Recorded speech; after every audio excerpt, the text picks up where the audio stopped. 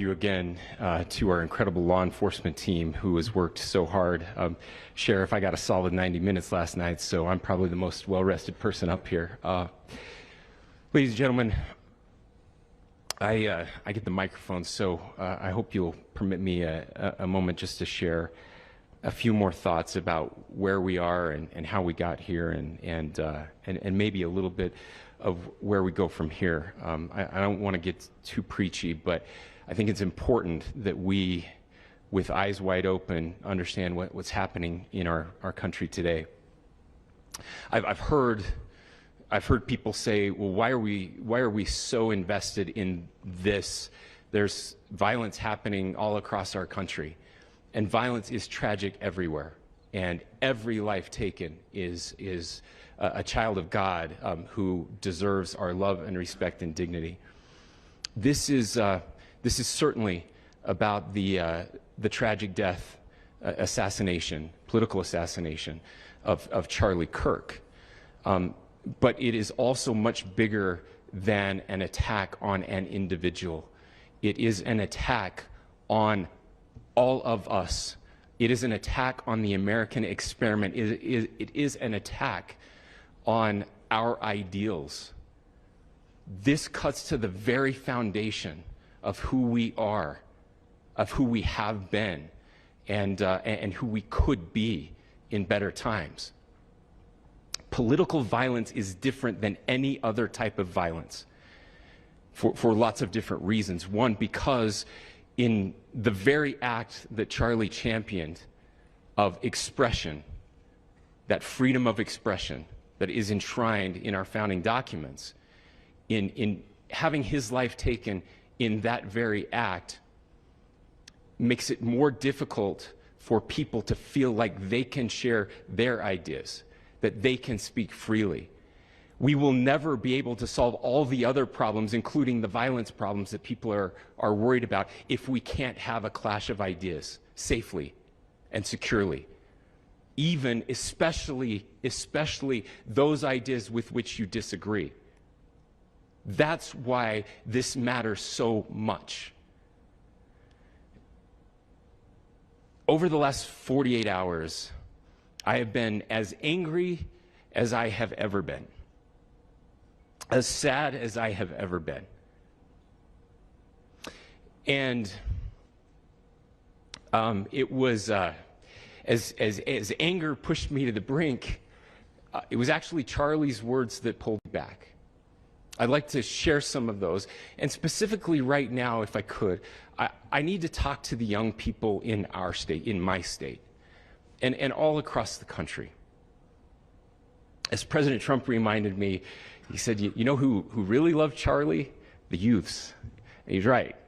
Young people loved Charlie, and young people hated Charlie. And Charlie went into those places anyway. And these are the words that have helped me. Charlie said, when people stop talking, that's when you get violence. He said, the weak can never forgive. Forgiveness is the attribute of the strong. The only way out of the labyrinth of suffering is to forgive. Welcome without judgment, love without condition, forgive without limit. He said, always forgive your enemies. Nothing annoys them so much. A few months ago, I referenced this last night, Charlie posted to social media, when things are moving very fast and people are losing their minds, it's important to stay grounded.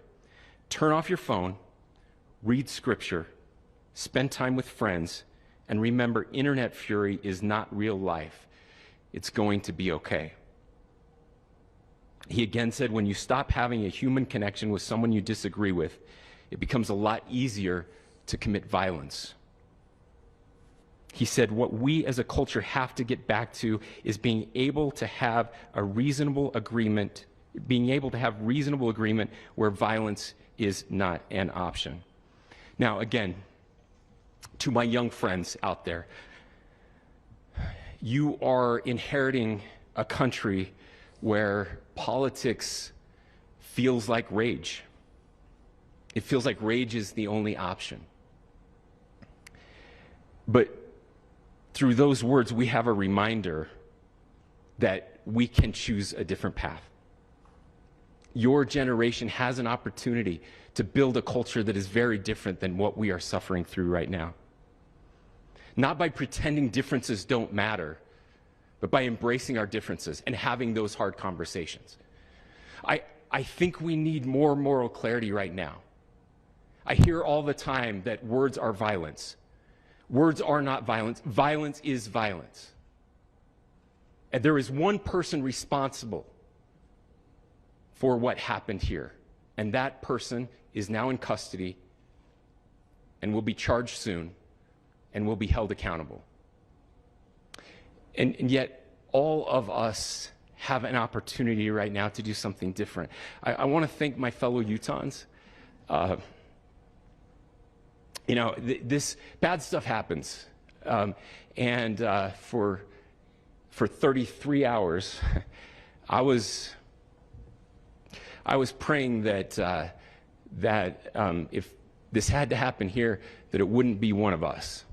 That somebody drove from another state, somebody came from another country. Sadly, that prayer was not answered the way I had hoped for, just because I thought it would make it easier on us if we could just say, hey, we don't do that here.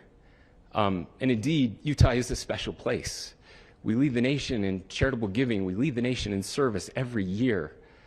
But it did happen here. And it was one of us.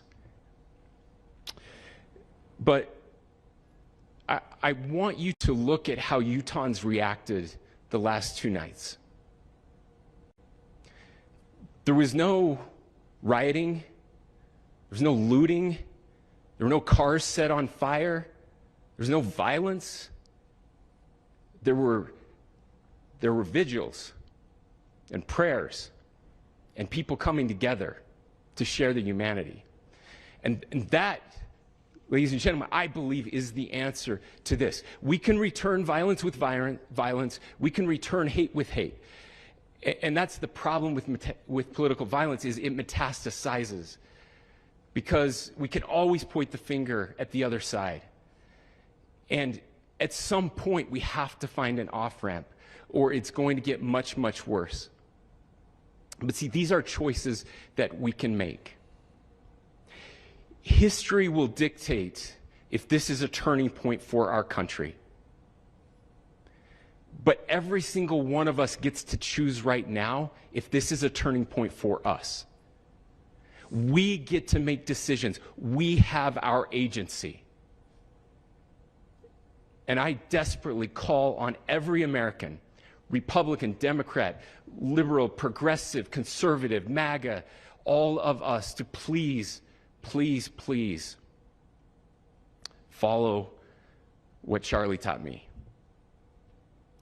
I'll just conclude with words I share often from a friend and author, Yuval Levin, who was asked if he was optimistic about our country. And he said, I'm not optimistic. He said, I hate optimism. Like, that sounds bad. But he said, optimism is a vice. It's this idea that good things are just going to happen. And he said, in the history of the world, good things have never just happened. He says, I'm not optimistic, but I am hopeful. And hope is the virtue that sits between the vices of optimism and pessimism. Hope is the idea that good things are going to happen because we can make them so. I still believe in our country. And I know Charlie Kirk believed in our country.